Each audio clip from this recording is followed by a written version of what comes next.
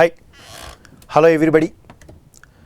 This is Dr. Bhanamurthy from Computer Science and Information Systems, BITS Pilani, Hyderabad campus.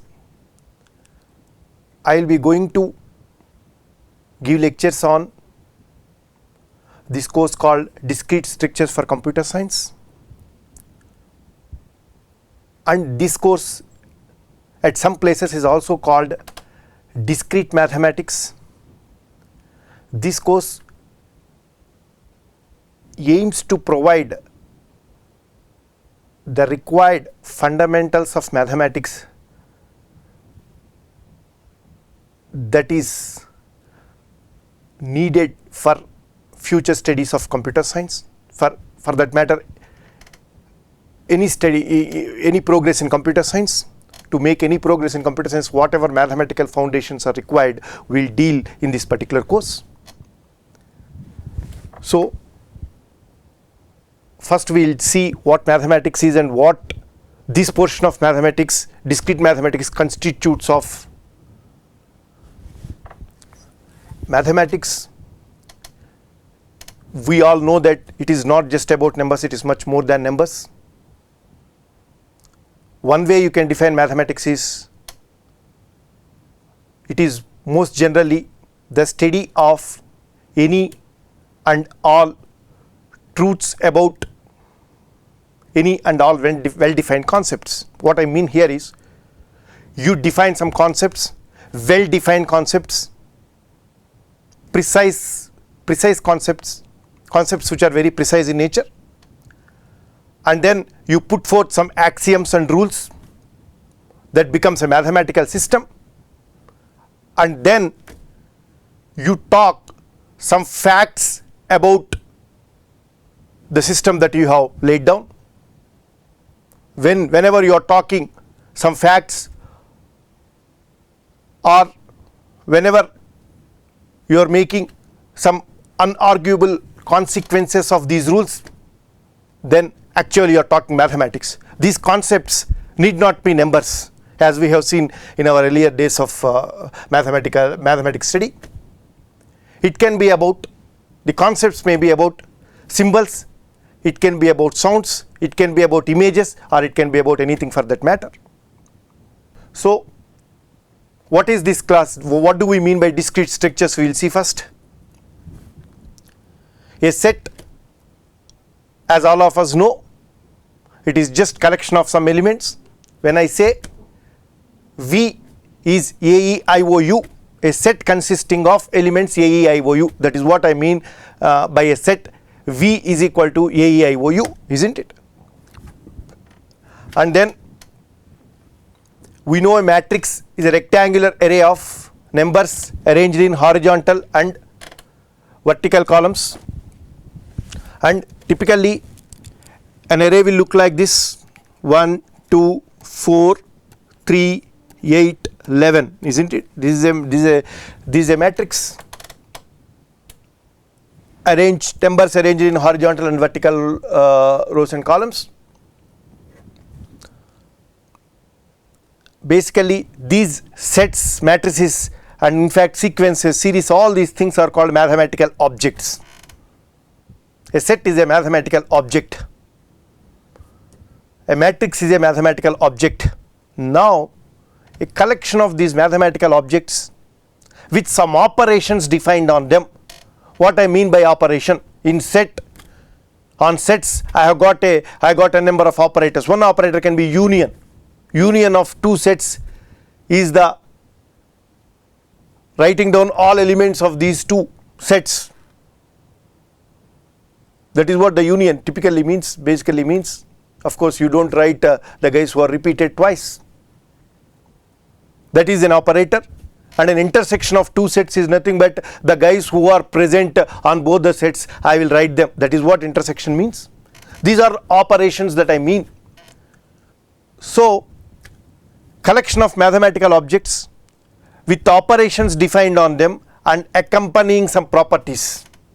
We'll see what these properties are. I mean, you got a lot of properties like you define what an empty set is, and you say that any set intersected with empty set, you will get an empty set. kind of rules that you will have, and you kind of properties are you going to have.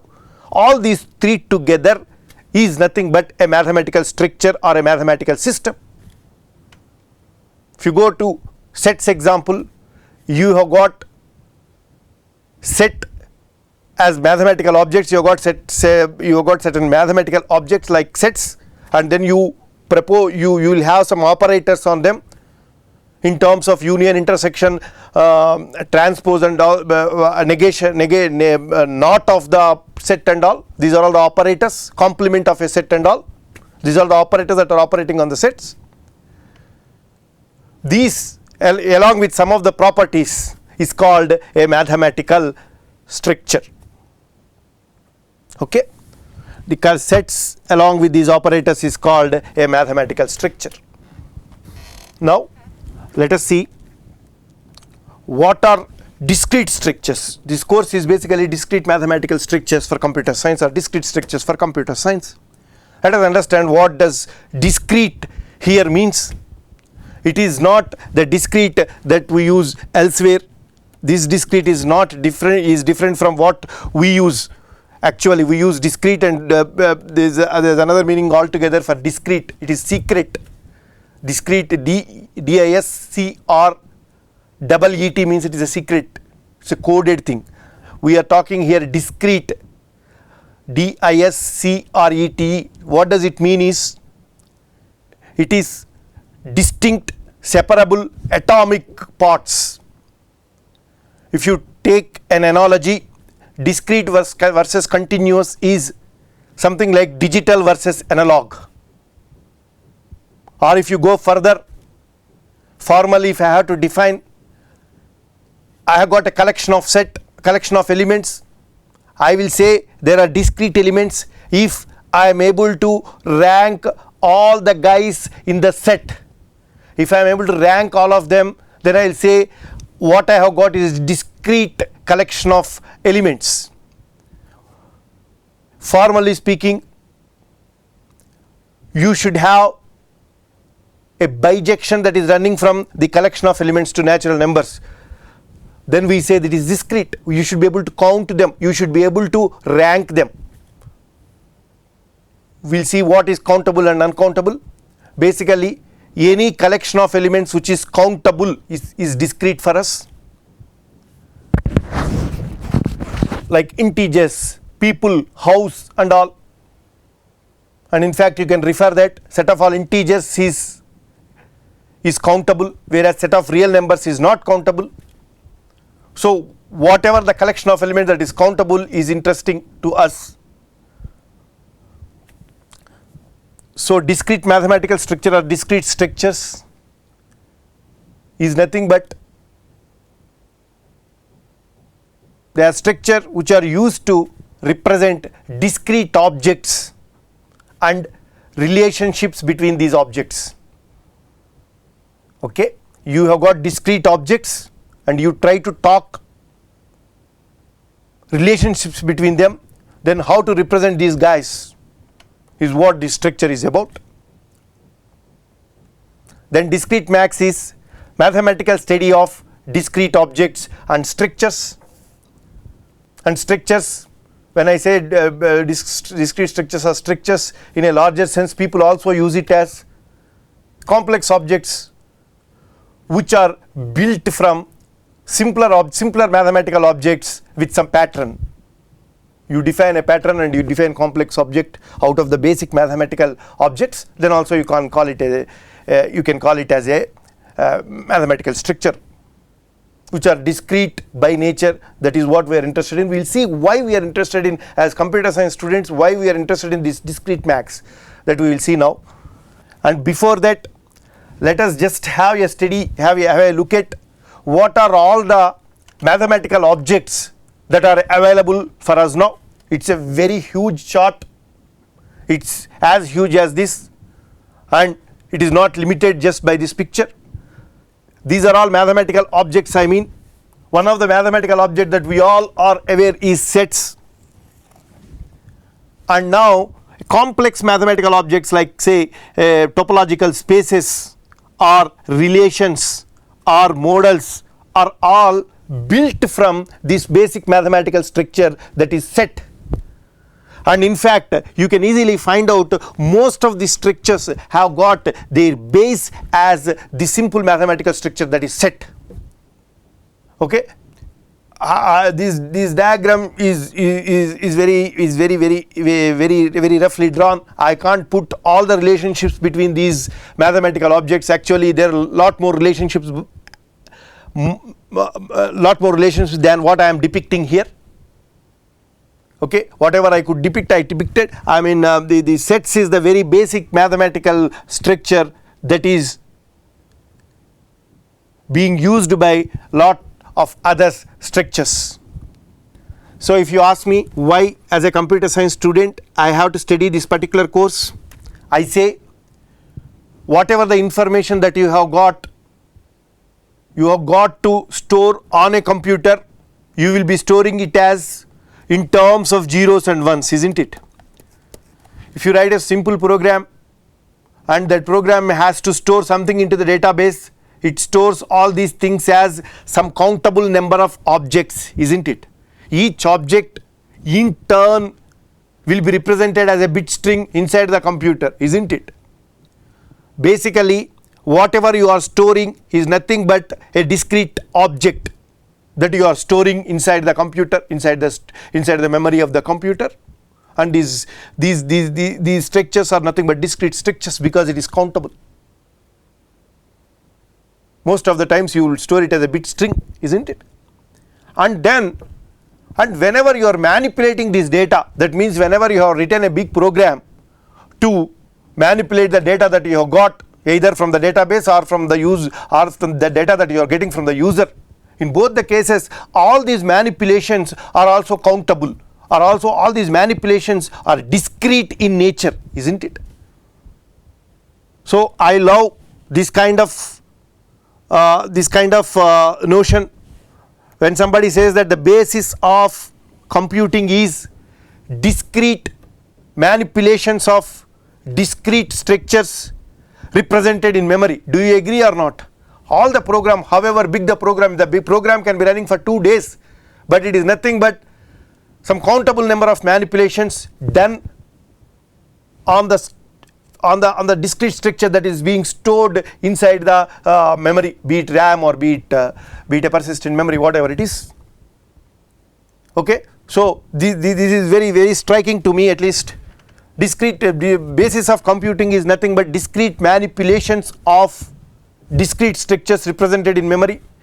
And if you really look at our computer, how it is also, all digital computers are based on discrete bits, isn't it? Whatever you store is finally nothing but a 0 and 1, it's nothing but a bit.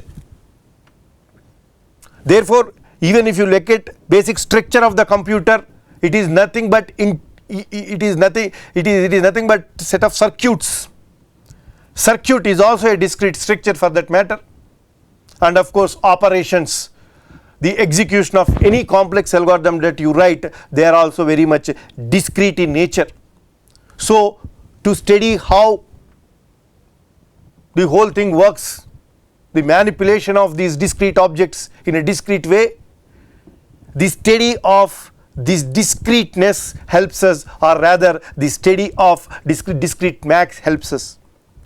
Hence we can always say that discrete max is the basic language and conceptual foundation for all of computer science. And as computer science students, we are always interested in countable number of things. What I mean by countable is when you say you have written a program and it has gone to an infinite loop, that is countable, I say.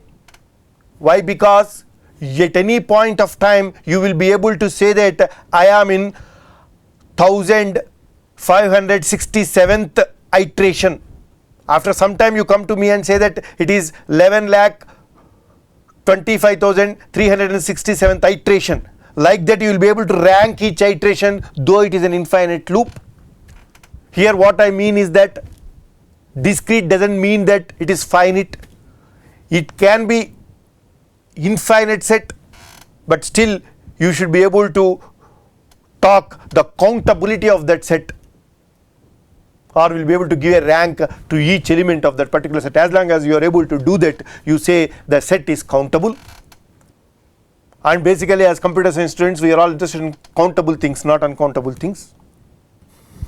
And if you ask me where in computer science, which parts of computer science that this portion of subject, this particular course will help us, it helps in, it is very much required in networking, database, image processing, programming, languages, compiler, software. Any branch of mathematics, any branch of computer science you go, these basics of discrete maths is very much required, because as I told you some time back, it is actually basic language and conceptual foundation for all of computer science. For you to progress in any of these subjects, you need to have strong fundamentals in discrete maths. Okay? And let me go through what are all the topics that I will be covering in this particular course. As the first module, I will be covering logic. Logic is basically a tool for working with elaborate compound statements. What I mean is, here, if you have got a compound English statement, formally if you have to conclude anything from this particular particular statement, particular compound statement, how do you derive it? Formally, mathematically, how do you derive something out of it? Here in this particular logic module, we will see propositional logic. We will define meaningful declarative sentences as prepositions, and we will see how two prepositions can be combined to get a compound preposition, and we will put some inference rules to infer from a given sentence what is the conclusion of that particular sentence is about. We will speak about rules of inference given some premises statements, premises prepositions or premises meaningful sentences which are either true or false. If I am given 4 meaningful sentences which are very much declarative in nature and all of them are either true or false, if these conditions are given, how I can formally prove an inference out of it? That is what we will speak here. We will say that logical inference and all, what are the rules that are there to deduce something if I am given some premises. And we will see predicate logic, which is an extension of propositional logic, which generalizes n number of which generalizes a fact about n objects at a given point of time. This is much more generic generalization of propositional logic. And then we will see equivalences given two compound statements.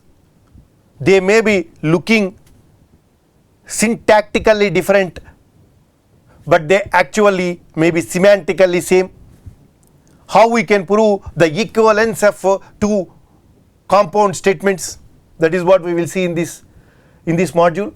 And we will see various methods of proving a given proposition.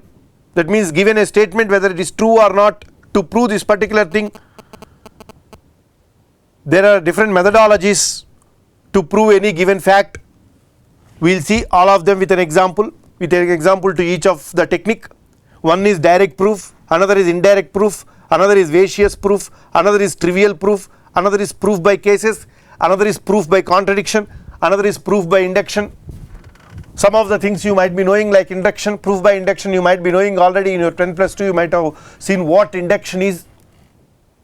But here we will just go deep into it, and there are actually two kinds of induction. One is weak induction and another is strong induction.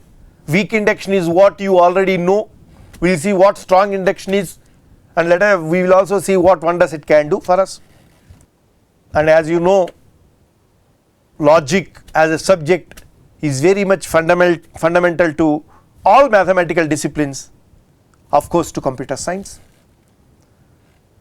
and it is very much useful in digital circuits, hardware design and all these things.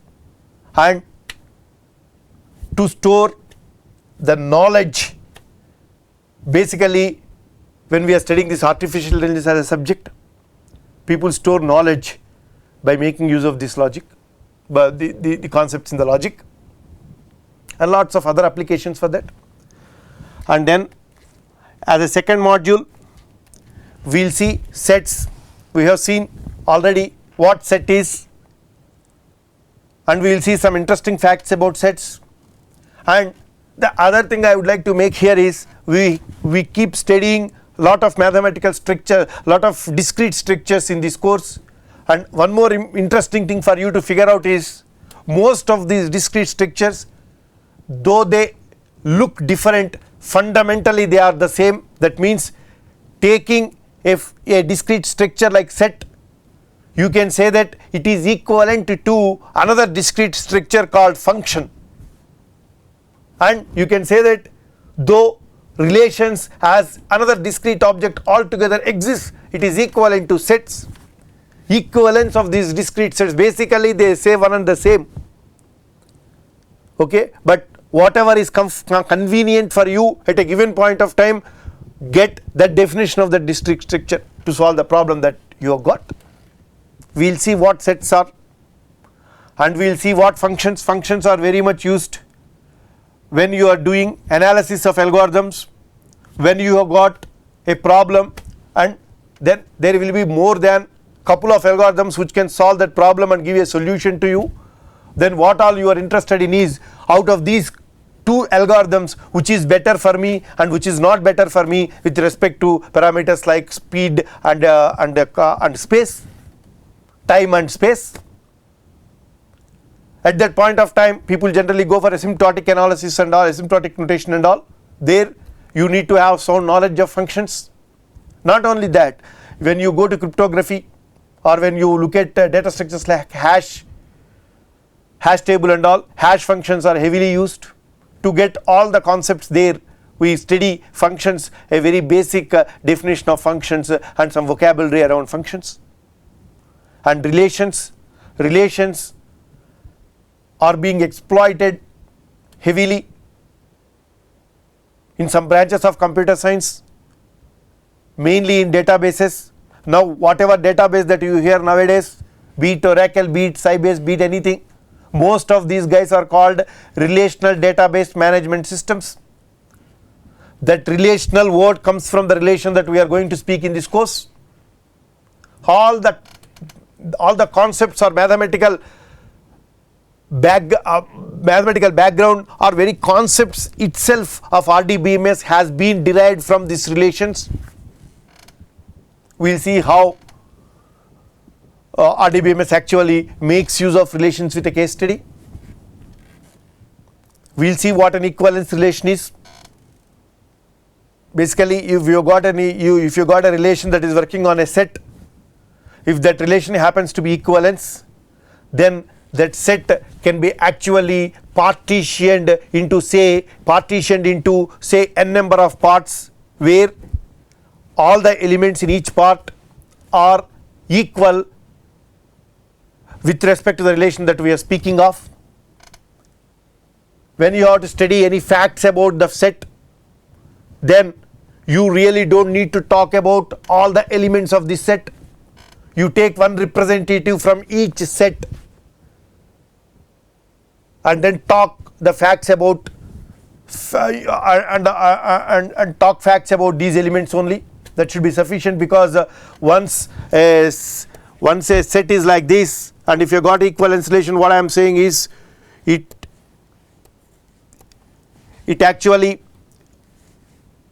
partitions the set that you are talking into some parts like this, and all the elements in this part say are all equal or equivalent with respect to the relation that we are speaking of. Hence, though there are a lot of elements here, the set has got lot of elements here. If you take one element from this guy, one element from this guy, one element from this guy, one element from this guy, one element from this guy, one element from this guy, one from this guy, and you study any properties of any facts about these say 7 or 8 elements, the representative elements of each set, it would be sufficient for you. You don't need to worry about all the elements of this set. That is the beauty of equivalence relation. And we see partial ordered sets and lattice theory. When you got a relation and it is acting on a set, and when that relation happens to be a partially ordered relation, then this partially ordered relation actually orders the elements of the set that you have considered. We will see all that. And then in one of the module we will speak of the basic number theory and its application to the very interesting subject cryptology. Whenever you are doing any banking transactions on the internet, you want your data to be as secured. Nobody should be able to tamper your data or change your data on the way. Most of the places what people use is algorithms like RSA and all, digital signatures and all. So we'll develop all the basics that are required to prove this algorithm called RSA. We'll start from the scratch and we'll get prepared with all the basics that are required to prove this RSA algorithm and to understand this RSA algorithm. And we will see these recurrence relations. Most of the times, given a problem, solving problem directly might be complex because of the nature of the problem, because the problem is very intrinsic or very difficult in nature. Then these recurrences will become handy. We will see how it can do wonders while solving some of the problems. And we will see graph theory. And graph theory, without graph theory is very, very vital in computer science. Most of the problems in computer science can be directly modeled as graphs, and unless otherwise you have got a firm understanding of this graph theory, you will not be able to solve those problems. And they are used in all branches of computer science. We will see what a graph is, what different kinds of graphs are, and what are important properties of graph theory. And then we will see counting and combinatorics, how you can find out the number of ways you can do a given job, which has to be satisfying some of the properties. In how many ways you can do a job which has to satisfy some properties, or compute your odds in a winning lottery, or as simple as predicting how long certain computer programs will take to finish. You have written a program, what are all the possible ways that it can take possibly to finish the program, or how long it takes to finish the program, by counting all the possible ways. And more importantly, we will study this very simple principle that is called pigeonhole principle, and the wonders it makes, and how nicely it can solve some of the most difficult problems. Okay, this is what I will be covering in this lecture series. And as far as textbooks go, basically Rosen is the book that I will be following. Kenneth Rosen, Discrete Maths and its Applications, and I will also be following Coleman, Bisbee, Ross, Rahman, Discrete Mathematical Structures for Computer Science. Okay. Only one thing I can say is that most of the times I will be concentrating on the concepts rather than a number of problems that has to be developed. I will be doing a problem for each of the concept or for each of the fact that I would like to reveal. More problems you solve, the more handle that you get on these concepts or basics. Okay, so let us meet in the next class and take up propositional logic. Thank you. Bye.